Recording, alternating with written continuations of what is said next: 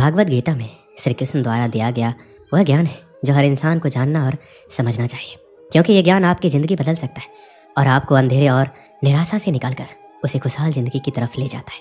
भगवान श्री कृष्ण भागवत गीता में कहते हैं, मनुष्य का शरीर एक रथ के भांति है, जैसे आँख, कान, नाक, जीभ और त्वचा आदि इन इंद्रियों घोड़ों को जो सारथी चलाता है, वो सारथी ही हमारा मन है और उस रथ में बैठा हुआ स्वामी वही हमारी आत्मा है। मनुष्य की इंद्रियां विषयों की ओर आकर्षित होती रहती है और ये सब तभी तक ही हो सकता है जब तक जीवात्मा अपने मन को काबू में ना लाए। जब तुम स्वयं मन के अधीन ना रहकर अपने मन को अपने अधीन कर लोगे तो वही मन एक अच्छे सारथी की तरह तुम्हारे शरीर रूपी रथ को सीधे प्रभु के चरणों में ले जाएगा। यदि मन तुम्हारा स्वामी है और तुम उसके अधीन हो तो वो तुम्हें माया के बंधन में जकड़ता रहेगा, और जब तुम अपने मन पर काबू पा लोगे और उसके स्वामी हो जाओगे तो वही मन तुम्हें मोक्ष के द्वार तक ले जाएगा। श्री कृष्ण द्वारा भागवत गीता में जो हमें सीख मिलती है वह है, फल की आशा मत करो बल्कि कर्म करो। भागवत गीता में भगवान श्री कृष्ण अर्जुन को समझाते, हे अर्जुन, इस संसार के सभी मनुष्य को, सभी प्राणियों को हमेशा कर्म करते रहना चाहिए और फल की आशा कभी नहीं करनी चाहिए, क्योंकि फल की प्राप्ति उसके हाथ में नहीं होती लेकिन कर्म उसके हाथ में होता है। और जो व्यक्ति समर्पण भाव से अपना कर्म करता है उसे फल देने के लिए मैं तो बैठा हुआ हूँ, इसलिए हमेशा कर्म करते जाओ। फल की उम्मीद ना करें, क्योंकि फल की उम्मीद करने से आप अपने कर्म पे ध्यान नहीं दे पाएंगे। कर्म करने वाला व्यक्ति आज नहीं तो कल जरूर सफल होता है, लेकिन अकर्मण्य व्यक्ति जीवन में कभी भी सफल नहीं हो पाता। इसलिए अगर आप सफल होना चाहते हैं तो अपने कर्म पर पूरा ध्यान देने की जरूरत है और हमेशा से ही अच्छे कर्म करने चाहिए, जिससे आपको अच्छे फल की प्राप्ति हो।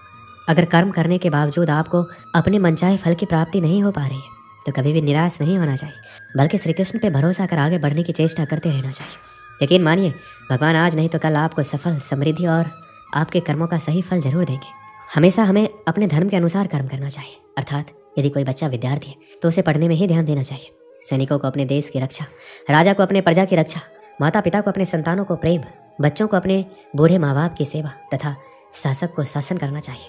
श्री कृष्ण ये कहना चाहते हैं, हर व्यक्ति अपने कर्म को सही रूप से करेगा तो इस समाज में हमेशा संतुलन बना रहेगा, फिर कभी भी किसी को किसी से परेशानी नहीं होगी। श्री कृष्ण द्वारा बताए गए भागवत गीता में हमें जो सीख मिलती है वो है अहंकार से दूर रहना। श्री कृष्ण कहते हैं, हर मनुष्य को हमेशा अहंकार और क्रोध से दूर रहना चाहिए, क्योंकि अहंकार और क्रोध किसी भी मनुष्य के दिमाग को उसी तरह खा लेता है जिस प्रकार लकड़ी में लगा हुआ दीमक।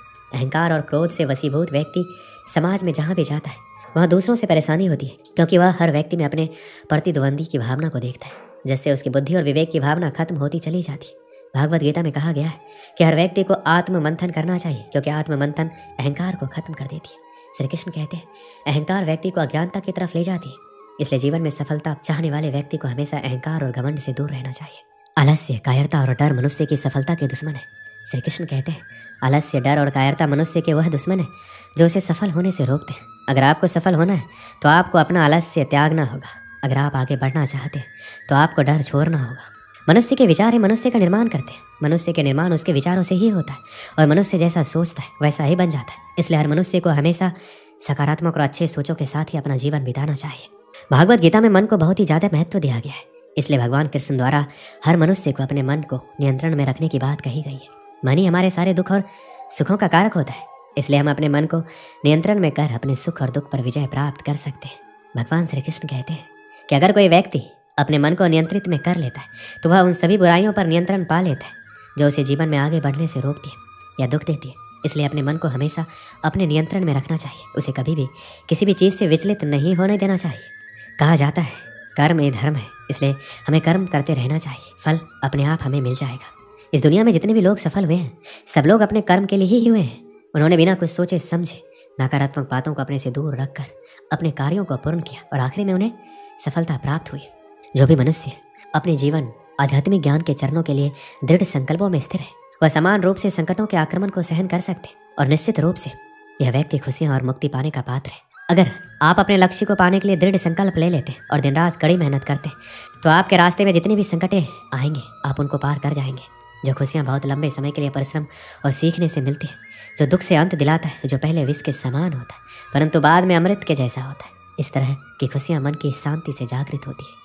जब कोई व्यक्ति अपने लक्ष्य पर सफलता प्राप्त कर लेता है तो उसके जीवन के सभी दुख अपने आप खत्म हो जाते हैं, जीवन में नया उमंग और खुशियाँ भर जाती है। भगवान या परमात्मा की शांति उनके साथ होती है जिसके मन में और आत्मा में एकता हो सामंजस्य हो, जो इच्छा और क्रोध से मुक्त हो, जो अपने स्वयं के आत्मा को सही मायने में जानता हो। सही मायने में जो मनुष्य क्रोध से मुक्त होता है और जिसके मन में एक झूठ होने की इच्छा होती है, वह सच्चा होता है। भगवान हमेशा उसके साथ होते हैं। एक बार की बात है, एक गांव में एक महान ऋषि रहता था। उस गांव के लोग उस ऋषि का बहुत ही सम्मान करते थे। गांव के सभी लोग जब भी कोई समस्या में होते तो वो ऋषि उस समस्या का हल जरूर बताते। सभी गांव वाले उस ऋषि से बहुत प्रसन्न थे। हर बार कोई नई समस्या लेकर उस ऋषि के पास जाता और महान ऋषि उस समस्या का हल बताते। एक बार एक व्यक्ति उस ऋषि के पास एक सवाल लेकर आया और ऋषि से पूछा, गुरुजी, मैं एक सवाल पूछना चाहता हूँ। तो ऋषि ने कहा, पूछो, तुम्हारा क्या सवाल है? तो व्यक्ति कहता है, मैं खुश कैसे रह सकता हूँ, मेरी खुशी का राज क्या है?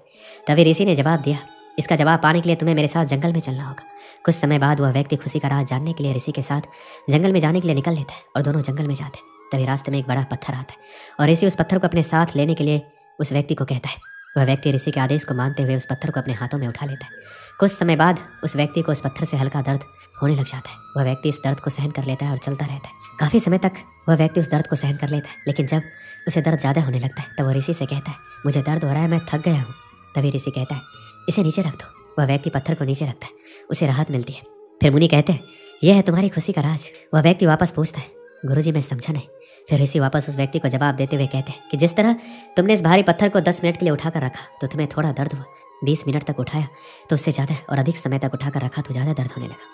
ठीक उसी प्रकार जितनी देर हम अपने पर दुखों का बोझ लिए फिरेंगे, हमें खुशी नहीं मिलेगी, निराशा ही मिलती रहेगी। हमारी खुशी का राज सिर्फ इस पर निर्भर करता है कि हम कितनी देर तक दुखों का बोझ अपने ऊपर रखते हैं। यदि तुम्हें अपने जीवन में खुश रहना है तो कभी अपने ऊपर दुख को हावी मत होने दीजिए। दुख इस भारी पत्थर की तरह है, जिसे हम जितना रखेंगे उतना ही हमें दर्द और कष्ट देता रहेगा। दोस्तों, इस वीडियो में बस इतना ही। मिलते हैं अगली वीडियो में।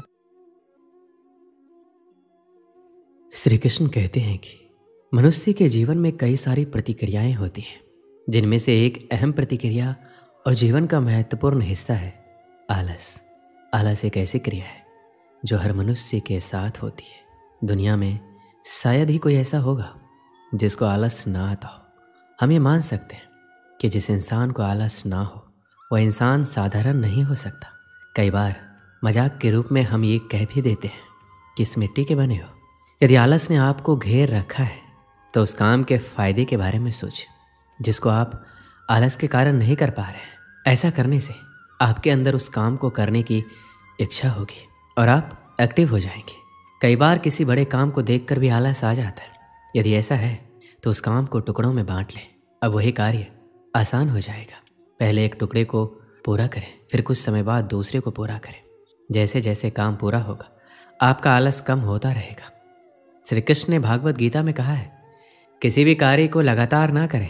ऐसा करने से आपको थकान होगी, आपको आलस घेर लेगा। काम करते हुए बीच बीच में थोड़ा आराम करते रहें। इस तरीके से आलस आपके पास नहीं आएगा और आप अपने काम को आसानी से पूरा कर लेंगे।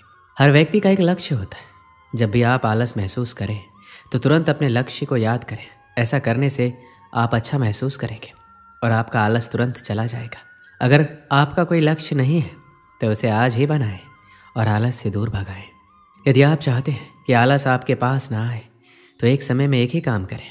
कुछ लोग बहुत से काम एक दिन में या एक साथ करना चाहते हैं, लेकिन जब कार्यों को पूरा करने की शुरुआत करते हैं तो इतने कार्यों को देखकर आलस आ जाता है। अतः एक बार में एक ही कार्य करने की आदत डालें। किसी भी काम को टालना छोड़ दें, क्योंकि काम को टालना भी आलस कहलाता है।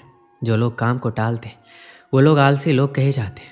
कार्य को टालते रहने से कार्य तो पूरा नहीं होता, बल्कि काम को टालने की आदत हो जाती है। तो कार्य को टालना बंद करो, आलस खुद ही भाग जाएगा। आप जो भी काम करें एक योजना बनाकर करें। किसी भी काम को योजना के साथ करने से आलस नहीं आता, बल्कि अच्छा लगता है, क्योंकि पता होता है कि हमें कौन सा काम कब करना है। आप अपने योजना में उतने ही कार्यों को जगह दें जितने आप कर सकें। अस्त व्यस्त जीवन से निराशा और आलस ही आता है, लेकिन योजना के साथ काम करने से आपको पता होता है कि कौन सा काम कब और कैसे करना है। ऐसा करने से आप अपने काम को प्यार करने लगेंगे।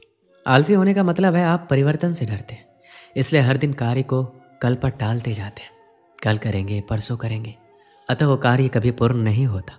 क्योंकि हम जहाँ पर हैं हम खुद को सुरक्षित महसूस करते हैं, अतः हम बदलाव से डरते हैं।